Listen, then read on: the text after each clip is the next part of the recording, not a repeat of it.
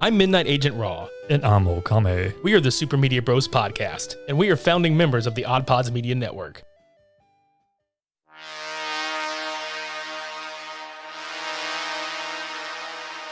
Putting the ear in fear. Scorer. Deadly tunes. All that and more. Cue the music. Dun dun dun.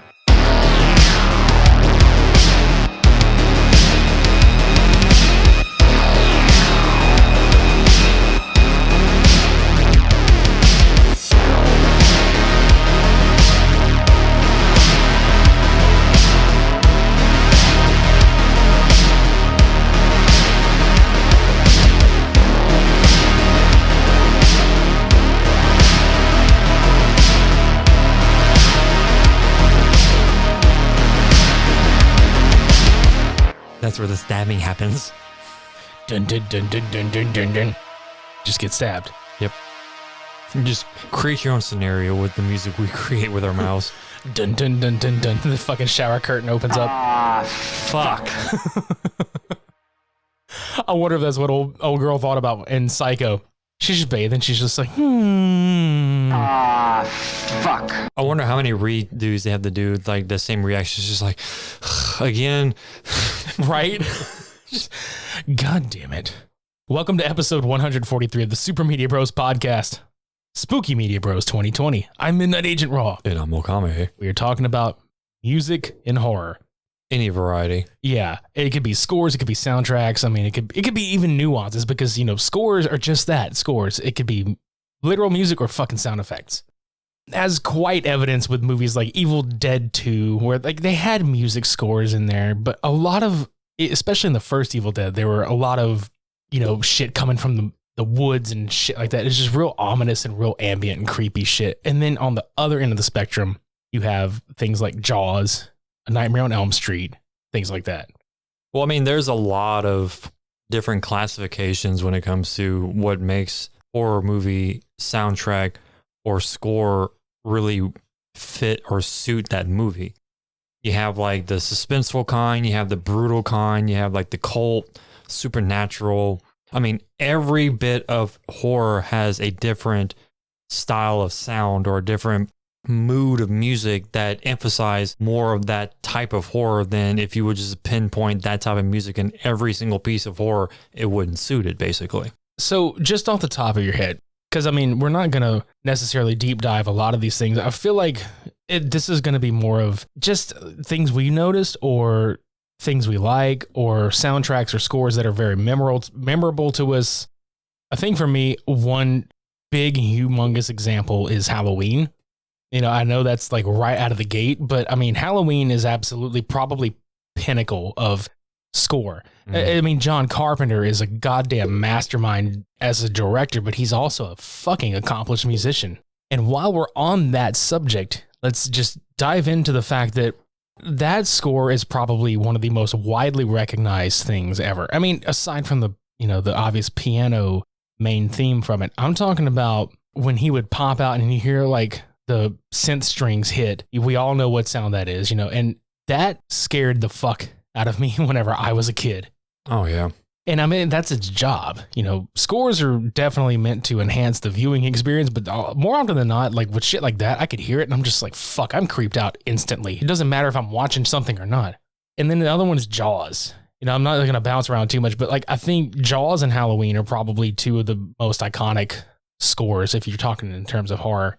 And they both have the same like subtle intros to that individual. Like you have, you know, Michael Myers like in the background, just kind of like that, just really subtle like build up to it. And then Jaws is kind of like more of like a deeper tone to it. Like you know something's coming, but you can't tell what the fuck it is until it's too late, basically. Exactly. And that's the good thing about those type of horror icons that are brought into like the subtle but just instantaneous death sequence or just like the shock factor, basically. Whereas if you go into more of like Nightmare on Elm Street, it's more of the creep factor and the startling of like when it finally happens. It's like it builds up a little bit more over time. But with like the sequence, like with the bathtub, with the hand coming out, it's like you feel that eerie music coming along. You know something fucking weird shit's gonna happen. Dude, what I loved about Nightmare on Elm Street is 1984. Like, let's think about the style of music that was around by the time the mid 80s was around. Mm-hmm. It has that synthesis because there's actually like the piano, main theme around in Nightmare on Elm Street, but that movie also had a lot of synth and like ambient drum work happening. Very subtle, but very ambient in the background of some of the score. And I remember watching that Never Sleep Again documentary, and they actually talked to the dude that composed it. And he was talking about how when he would play, he had come up with like the initial few notes, but then he jumped up and kind of gave like a minor key switch in the middle of it. And that's what gave it that dreamlike quality that you kind of hear whenever you listen to it. It was almost ethereal in a way. And to jump back to John Carpenter real quick, because I did forget to point this out. You know, it only took him 3 days to compose Halloween's score. I mean, the dude's really awesome. So, I mean, I can imagine. Right. And it's just, these people that put this shit together, I feel like those guys think on a completely different level. They're way ahead of their game, basically. No, fuck yeah, they are. Way ahead. And speaking of like the 80s thing, like to jump from A Nightmare on Elm Street being such a great score, I actually really, really want to point out Season of the Witch, Halloween 3 Season of the Witch's score. Fuck, dude, I'm not going to lie. That I fall asleep to that movie now sometimes because the opening sequence and the opening score to it are just that is absolute quintessential 80s synthesizer shit. And the fact that he was able to switch from like, let's go from piano and let's put some synthesizer in there and let's, make it fucking happen. And it was so good. But also creating that jingle is it's to me, I think that's probably one of my favorite parts of that whole movie is just how disturbing that jingle is. The Silver Shamrock one? The Silver Shamrock one, because it's simple, but you know what's going to happen with what's coming up. Like once you start figuring out the movie and it's like, oh shit. Like in the beginning, it's like, oh, it's just some annoying little like commercial playing. Like it's no big deal. But then once you start watching the film, it's like, oh fuck no, stop. Yeah, dude. And let's, the score is creepy as fuck on top of it to boot. Right. I mean, shit, the movie is, we're not going to dive into the movie. We've already done that. But I mean, if you haven't seen it, I mean, the movie revolves around, it's almost like a pod movie.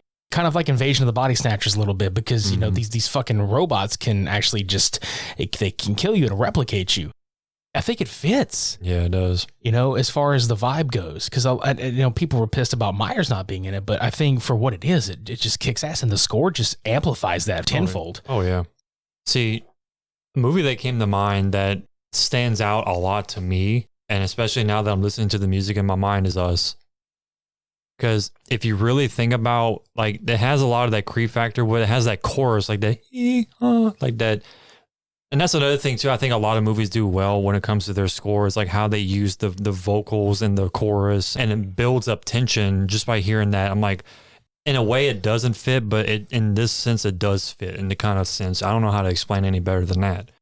Yeah, I wanted to point that out, too, because The Exorcist. Think about the score to The Exorcist, the main theme, Tubular Bells. Yep. Tubular Bells by itself, if you don't see The Exorcist and you listen to Tubular Bells, it's a very calming sounding piece of music, right? Right. But in the context of The Exorcist, it's very, very haunting. It's atmospheric. It's spooky, and I mean, my God, it's just like unbelievable juxtaposition of there's some fucked up shit happening, and then this calming, smooth music. I don't know how to explain it any other way, honestly. And see, another one of my favorite films, I think their score was pretty good too, was Hereditary. Oh, hell yeah. Hereditary had a great fucking score. So did The Witch, honestly. Mm-hmm. Both of those fucking movies. Like, just with Hereditary, how subtle and calm it was for a long period of time, but then you still get those nuances of like something twisted is going on, but you don't know what it is. And then towards the end, which, spoiler, if you haven't watched this movie by now, you should have not started this podcast. But when Tony started banging her head on the fucking door to get to her son, and it's just like that tension build up and build up and build up and build up to that point, and it's just like, it's so chaotic hearing that music go along with how she's just like banging her fucking head like repeatedly over the damn door, and then it just stops. And like, you're already hyped up. Like, that's one thing that I think if you didn't have a good score to situations like that, you wouldn't be nearly as tense. Therefore, the element of that movie is kind of lost. And I think that's where that movie did good. A lot of other movies did, obviously, too. But when you're having such a heavy hitting, like tension building music with the scene, and then it just stops flat completely, it's like, oh shit, something else is going to happen now, basically. Right. And to kind of build upon the whole, music makes some of the movies sometimes, not saying that It Follows was a terrible movie, because it wasn't a terrible movie at all. I really enjoyed it, but fucking dude, the goddamn score that Disaster Piece did for that one, holy shit. Mm-hmm. I remember seeing that movie and immediately ordering the soundtrack on Amazon because I fucking loved the score so much. And our friend Jeremy over at the Vinyl Countdown actually just did an episode on that fucking score not too long ago. So if you want a little more insight to that, go fucking check that episode out. And speaking of scores of movies that I fucking personally loved, Suspiria. Yeah.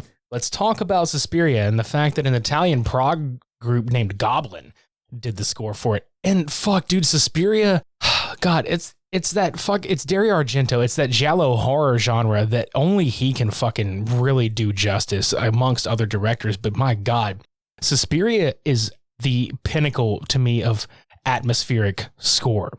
If you watch that movie, damn near most of it is at nighttime, and Goblin just fucking creates this mood because, that film is built on tension and is built on mystery and is built around just the darkness of this fucking dance studio that Susie Ben is in. And goddamn, man, I'll never forget watching that for the first time. And if it weren't for the score, I don't think it would have hit as hard. There wouldn't have been as much impact. So to say, there's certain movies that I've actually seen that pull it off without a score, and some of it works. Like, I think certain movies can do that, but I feel like you kind of lose yourself. Like when you hear the music, you're just like, oh fuck, something's coming. And that kind of sets the stage for what the big scare is going to be. Mm-hmm. I think Friday the 13th has a little bit of, I hate to use the term cheese, but I mean, let's be real. Yeah. Everybody fucking knows it. And it gets played out to the point where it's not even fucking scary. Even Jason knows it. Right, dude. And I feel bad because as much as I like some of the films in that franchise, I feel like after a while, it kind of became its own parody. I think they did that in Jason X at one point. Like when, obviously like Jason goes to fucking space. At one point you hear the shit and you're just like, come the fuck on, dude. We're in space now. We don't fucking need it. We know what's happening. They can't hear you. Just like they can't hear you scream. Should we just go ahead and speak about the ambience in the Alien, the main two? Because I'm not going to go into the whole thing. I would just say like Alien and Aliens. Mm-hmm. That's what I was thinking of too. Because as much as people out there don't want to fucking admit, these do fall into the horror genre. Like even if it's just halfway sci-fi horror is still in there. It's just space ambience. It's just like noise. It's like a low-grade hum in certain parts of that movie that really fucking drive the point home. I mean, there's some score to it, but I really feel like the low hum of like the ship and the atmosphere, that is creepy enough. He could have gave me a whole fucking movie of that shit. That'd have been great. Oh, yeah. I mean, even with that too, I mean, you still have like the subtle sounds of like the pipes hissing or like just the random like pipes clanging or something like that. Like that all builds the atmosphere. Like if you didn't have good sound design and good score, you wouldn't have, like I said earlier, any of that tension build that these horror icons want to give to the audience, basically. Right. And you can thank fucking Jerry Goldsmith for that fucking shit right there, dude. Because I mean, god damn, it's esoteric as fuck. Hi, I'm Shannon. I'm Jamie. We're Married with Television, marriedwithtv.com. We are a couple of Hollywood normies on the outskirts of the film and TV industry, and we talk about our favorite TV shows, music, and movies, and sometimes they talk back to us. Sometimes they do. Our podcast is Married with Television, one word, on Stitcher, Spotify, iTunes, and SoundCloud. Possibly Amazon soon. And we are a proud member of the Odd Pods Media Network. Married with TV! MarriedWithTV.com.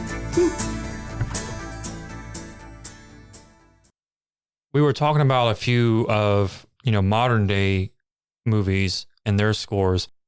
My thing is there's, like I said, there's a deviation. It's more of like an improvement in a way, and not so much of an improvement in a way. Which genre of music really stands out over the other? Now, I know with me, if you take like the 80s and 90s versus the 20s, the 2010s and so forth, I think what started it all, like the 80s and the 70s, they actually have the better ambiance to me, especially with like, the typical songs of like the Halloween theme and, Freddy Krueger and all of them. But at the same time, like there's enough going on with those that still give me that edge of tension, the edge of terror, or that fear factor that I know something's going to happen. Whereas like if I listen to something more modern, it's more of just like more atmosphere, and I'm kind of already used to that in a way, but they don't really elevate it enough to like, I know with like Halloween back then versus the newer Halloween now, it's more of kind of like a upgraded version of what it used to be. But like a lot of these scores now, like they do some subtle things, but they don't really elevate it to where it like stands out as much as it should. Right. Like you're looking for what's going to be like the next modern classic score. That's hard to say really, because it's subjective at the end of the day. I feel like it's more subjective now than it was then, because you had these just groundbreaking films that would just come out and it was almost instantly iconic when it had happened. And that's really difficult to discern now. Like what is going to be, what are people going to talk about in the next 20, 30 years? Like 20 and 30 years from now, what's going to be the movie that had the score that stuck out like these have with the test of time? But see, like with me, it's like the synths and like guitar play of the 80s make it, I guess, more memorable to me. Now, we were kind of talking about this. We didn't really touch bases on it, but with like Death Spa, where they try to have a workout routine type score with this horror added to it. It didn't really work well with it, I guess. But they try to basically like put this 80s flair into a horror and hope that it's stuck, and it really didn't. But you have other movies that succeeded in that, like, Halloween, Nightmare on Elm Street, and all the other stuff. So to me, I think the way that the synths did and the guitars and the piano and everything like that, structure wise, the cheese factor in some instances, they stick to me more than a lot of these modern classics have, basically. Right. And another thing I was going to say, because when you brought up Nightmare on Elm Street, for those movies, it kept the same score throughout, obviously. But when the third one came out, I feel like that was one of the moments where there was an era in time where heavy metal got attached to horror. I mean, Dawkins did the song Dream Warriors, and that song still kicks ass. I don't care what anybody fucking says. Like, that shit kicks so much fucking ass all the way up until now. I almost feel like metal is automatically associated with horror movies. I mean, look at the Freddy versus Jason soundtrack, dude. I know. I was really waiting to talk about that. Like, not in a excited way, but I actually do like the soundtrack. Yeah, it's got a lot of good shit on it. But yeah, it's like when you go from a musical score to an actual soundtrack, that's like two completely different like realms of music. Right. When you go from that subtle build up to like, this defines the genre basically of horror. It's like, a lot of the songs on that album are just straight up like heavy metal, hard rock, or some kind of metal in general. I really think that you can get away with different genres of music that can still give you like a creep factor than just heavy metal. Right. And I think this also lends itself to the conversation because I really want to talk about how Scream 3 decided, hey, let's get Creed on the fucking soundtrack. Because that's scary enough on its own. Exactly. And I think that also becomes a whole other, like, it's become a parody of itself. You know, what if someone actually made a horror movie and it's like, this is the soundtrack to my movie, but it's actually the fucking Creed music, like albums instead? Okay, so the first movie would be called My Own Prison. Yep. And what's the plot of that? It's the plot of trying to escape their music. And then what happens after you've escaped their music? You turn into human clay and you have to escape their shit again. So the actual horror villain is like someone who is trying to be Scott Stapp, and all you hear is, take me higher. No, what? Okay, so instead of the what if it was just a Exactly. and that's the music cue, and you're just like, wait, what the fuck? What if? Oh God, Blats. But for real though, the third part of that, you've become human clay after escaping your own prison, but then trying to not be human clay anymore, you've become weathered. Whether from trying too hard. Yep, and then I'm sorry, it's not 3, it's 4. I forgot they had a fourth album come out. It's easy to forget. Yeah, so it comes full circle when you've gone back to your own prison. Yep. So there you go. That's the movie right there. Somebody write it. Don't write it, please. Don't fucking do it. I don't need any more Creed in my fucking existence. But if you do, Super Media Bros. Oh my God. You know what? That would be the end of 2020 is someone made a horror movie out of Creed. And then they actually gave us the credit for the shit. And they're like, yeah, thank these guys. I'm like, fuck, my life sucks. There goes our podcast. My life fucking sucks now. My life sucks because the Super Media Bros suggested this dumb fucking idea. Canceled them. Like, even if they give us like a lot of money because it's such a huge parody, like cult film, it's like, I'm still heartbroken because we came up with it. 1 star. Yep. You can have 4 or 5 stars or just one. I don't need listeners. They disappoint me. Jesus Christ. But yeah, no, man, like that blew my mind. I remember when that song came out and I remember they were like, let's put it into the Scream world. And I'm like, please God, don't. And then they played it in the fucking movie when Cotton Weary is like walking through the house. Like, this is what I'm getting at, where like we're getting out of the score section and into the soundtrack portion of the shit, right? Mm-hmm. He's supposed to be going into his house because he knows the dude's there. He's walking down the hall and then you just hear from the background,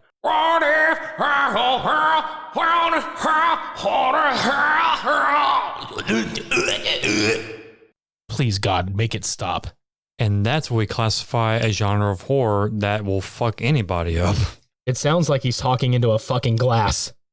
Like that's another thing. I cannot take a horror movie seriously when it actually incorporates an actual song that is part of the soundtrack in the actual movie. Like, I get it. It defines the movie. But at the same time, it doesn't make it a horror film to me. It makes it more of like a thriller or more of like an dark action movie, basically. So I'm more on board with subtlety and ambiance, tension building, and all the other stuff that I said earlier for the last I don't know how long, rather than just having like, here's the soundtrack to this movie. Y'all enjoy it. Oh, by the way, it's actually in the movie. So when you have like a chase sequence, you hear whatever the song is, basically. And it's so fucking hilarious, dude. I feel like Creed, like I feel like we kind of fucked ourselves by talking about them first, because I feel like that's the pinnacle of bad music and horror movie is their songs. God damn. Let's get off the hate wagon. Let's get back onto the good wagon.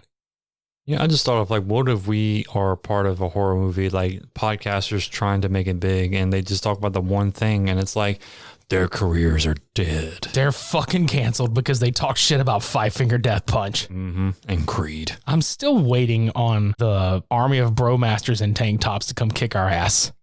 Nope, the store's still closed. All right, cool. You know, the more I think about it, I'm kind of picturing the music in my head as I'm watching the movie in my face right now, like literally in my mind face. I'm watching the first Saw movie right now, and the very end, whenever he reveals like, this is all a game basically, and he like gets up from the floor. Okay. To me, I think that music at the end, I don't know, like it didn't really feel right because it wasn't as gripping as the actual plot twist was. Yeah, I can see that. But I do also think that it fit. Yeah, in a weird way, because like, oh my God, it's a suspense thriller. It's like, oh my God, my mind got blown or whatever. It's like, yeah, I just fooled all of you because I was here the whole time. Blah, blah, blah, whatever. Shut the door. Yeah. Now cut your foot off. But yeah, like that whole like. No. That's funny as shit. He just fucking comes in. That's all he says. It was me the whole time. I'll cut your foot off, and she shuts the door. You're being filmed. There is no game. There's trouble afoot. You know the game, and we're gonna play it. Saw your foot. Saw your fault. So stupid, man. But yeah, like as like the movie played out, it was okay music like playing in the background, but that ending is just like I'm literally confused. I'm conflicted about how I should handle that because as a suspenseful plot twist, it fits. But B, it's like at the end, it's still a horror movie and he's the villain. It's like dun dun dun, he's the horror villain, dun dun dun, he's the horror villain. It's like, okay. Do you think that falls into the category of like it became a parody of itself? Pretty much, I guess. Right, because I mean, I'll be honest with you. I think the first 3 are pretty decent, and like a couple of the sequels were like, meh. But that music, it's the same. What? It's like get it. I'm waiting on the clown on the trike to come out and just that stupid laugh, and he's just like, "Hello, I want to go to karaoke. I want to sing some Creed songs." Oh God, that ass clown. You mean? Yeah, Billy the Puppet. Mm-hmm. Billy the Puppet needs to be the front man for Creed now. I mean, it wouldn't look any different than having Scott Stapp on stage, but I mean, We actually forgot to mention one horror film in particular that still has a very iconic sound that everybody can pinpoint. Psycho. Yeah, I think I talked about Psycho earlier, but I didn't get into the score. I think we were talking about old girl like being like, "Oh fuck" in the shower. But goddamn, yes, dude, Psycho is probably like god tier to me as far as like a score goes. Yeah, because it didn't take much for you to get like what the fuck is going on. Like even with the knife coming up from the freaking like off camera, it's just like shisha, dee dee dee dee. What the fuck is going on? It's true. You just ruined that movie right there. I mean, that's what she says. Oh yeah, that was in her mind. I mean, that poor girl. But if that was the actual like type of music that played in that movie, I mean, I know it wasn't back then, but still, that would have fucking ruined it. Dude, for the time, people are sitting in the movie theater, and that shit comes on. Imagine yourself, if you will, in the middle of a theater when it's just all you hear is just like the noises going on, or like the shower going on. You see her homegirl taking up the shower and whatnot. Yeah, and that happens as soon as the fucking knife pops up. Just blows your fucking ears like, holy shit, I'm not scared anymore. I'm awake now. Right, and she didn't get stabbed. Like the shot where she's laying on the ground and the drain in her eye, and it comes out. It's her being dead from shock from what kind of music is this? This won't be invented for another 45 fucking years. It was the fucking like metalhead that's just like blaring his fucking voice and like playing his air guitar. It's like, girl, what the fuck? It's just like, what the fuck is this music? This isn't the fucking music I listen to. Shit, right? It's Jamie Lee Curtis's mom, dude. Yeah, I know.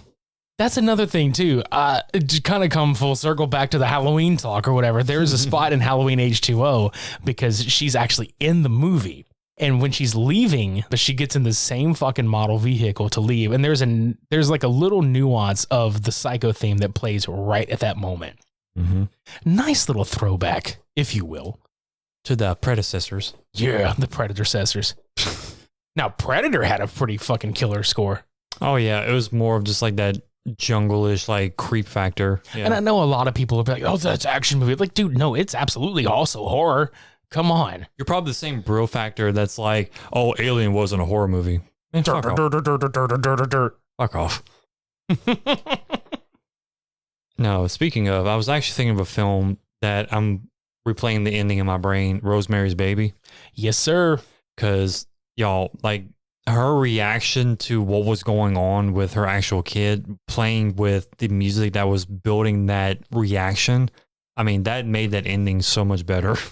And then let's not forget, like, movies like The Shining, where it's like, you play into the psychosis horror or the mental horror versus, like, the gruesome part of it, where you have Johnny just coming in, walking in, you know, all fucked up or whatever is going on. Like, they play to his strengths as far as like what he was feeling at that moment in time for the whole fucking film, whether he was batshit crazy or just, I gotta write this fucking shit, you know.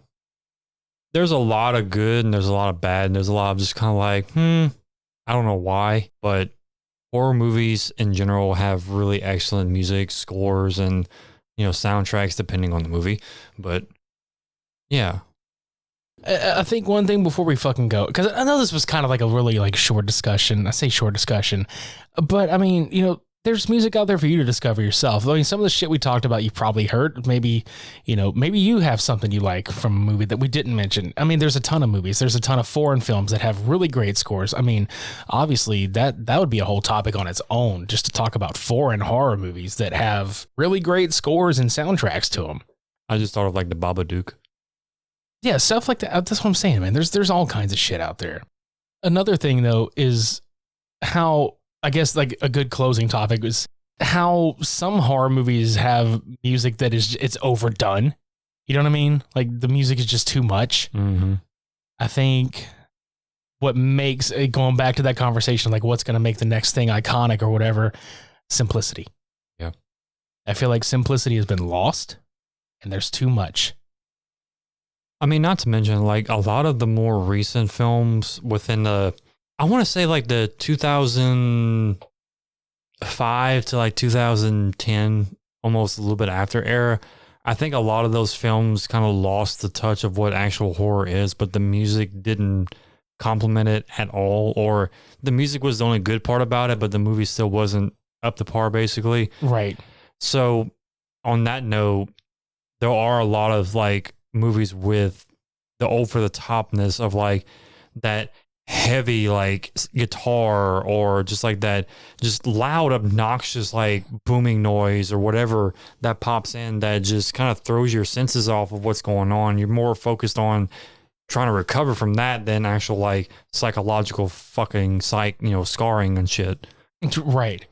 And that's what I think makes some of these movies parodies of themselves. Mm-hmm. I keep using that term, but I mean it's the fucking truth. I mean, like we said before, if there's anything we missed or something that we didn't talk about that you were like, oh man, I was really hoping you guys would talk about it, leave a comment, on Twitter or Facebook or Instagram, whatever. Any of those platforms. Yeah, literally any of those platforms. Anything else that you got? I was supposed to give us that 1 star that we definitely deserve. 1 star. 1 star review. I'm waiting for the Bro Chad tank top army to come piling in. No regrets. You forgot about this movie. And how dare you talk trash? How dare you? About whatever. About Saw. About Saw 3 through 5 or however many they are. I was going to talk about, I think it was Last House on the Left. Like the original one. Oh, yeah. And I love like just how off the wall that shit was, but it was more of the 70s feel, so it was kind of like all over the place then, but it fit the movie theme very well too, so. Yeah. But yeah, like back then, it was kind of like building up to what it was becoming. Yeah, I guess I'm just interested to see where we go from here in terms of that kind of shit. Well, like I said, with John Carpenter's the new Halloween that came out, that was kind of bringing back what worked basically in horror film scores.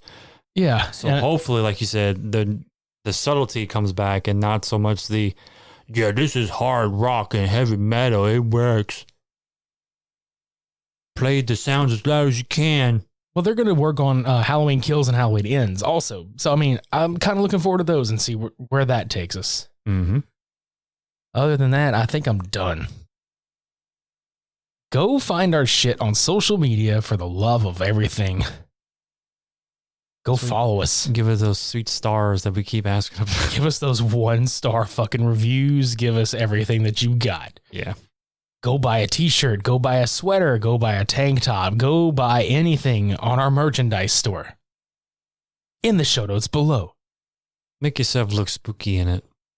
You know what? I said this a while back. We definitely should probably do some Spooky Media Bros merch next October.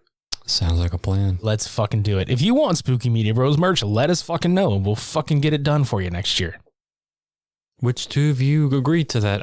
I need to know. Is it all both of you? Is it just one of you? If it's neither of you, I understand. Yeah, I mean, we'll probably do it anyway, but still. We don't like wearing shit. Fuck you two. Clothes to be murdered in. That's what I'm going to put the tag on that thing. Clothes to be murdered in. Now it's time to close. Exactly. Go to coffee.com, donate to us if you'd like to donate to us monetarily at no obligation monthly. You can just do it one time. If you want to throw like a quarter at us, you just hear flick, bing, like right on our fucking head, toss a quarter at us. Just do the whole Michael Jackson, just bing. Bow. Oh, God damn it. Ow.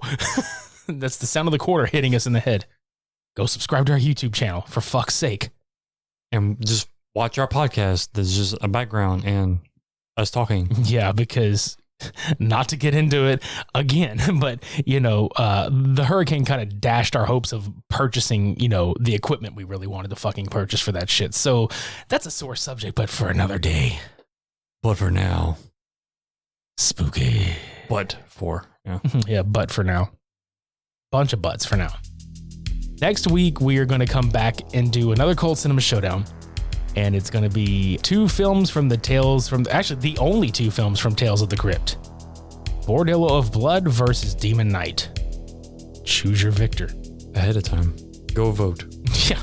Fuck it. Let's actually do that. I think maybe we should put a poll out on Twitter and see who the fuck thinks what's going to win. Who will win? Who will win out of these two motherfuckers? You decide. Yeah. You decide for yourself. Yeah, you decide for yourself, and then we're going to just come back and decide for you. And say, you're wrong. Bitch. Let's get the fuck out of here, man. Thank y'all for listening very much. Until next week, I've been Midnight Agent Raw. And I'm Montgomery. Shades on. Dun, dun.